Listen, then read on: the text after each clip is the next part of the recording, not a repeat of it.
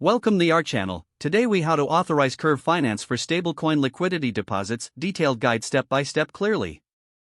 To authorize Curve Finance for stablecoin liquidity deposits, start by accessing the Curve Finance website. Connect your Ethereum wallet by clicking on the Connect Wallet button. Choose your preferred wallet provider from the list that appears. Once your wallet is connected, navigate to the deposit section on the Curve platform. Select the stablecoin you wish to deposit from the available options. Input the amount of stablecoin you want to deposit into the designated field. Review the details of your deposit carefully, ensuring the amount and stablecoin type are correct. Next, click on the Approve button to authorize the contract to spend your stablecoin. Your wallet will prompt you to confirm the transaction. Review the gas fees and confirm the transaction. Wait for the approval transaction to be processed on the blockchain. After approval, return to the deposit section and click on Deposit.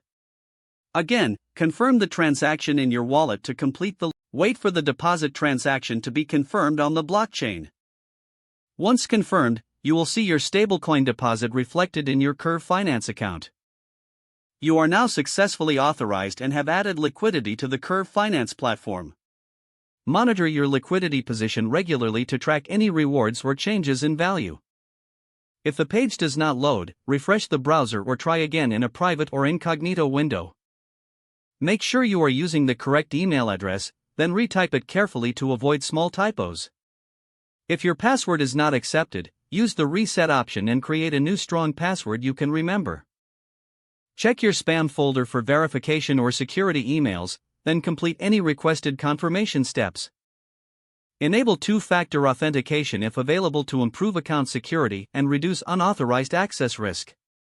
After signing in, review your profile details so your contact information and settings are accurate and current.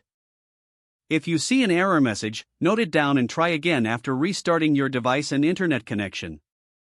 Log out when you finish, especially on shared devices, to keep your account and payment information secure. If the page does not load, refresh the browser or try again in a private or incognito window. Make sure you are using the correct email address, then retype it carefully to avoid small typos. If your password is not accepted, use the reset option and create a new strong password you can remember. Check your spam folder for verification or security emails, then complete any requested confirmation steps.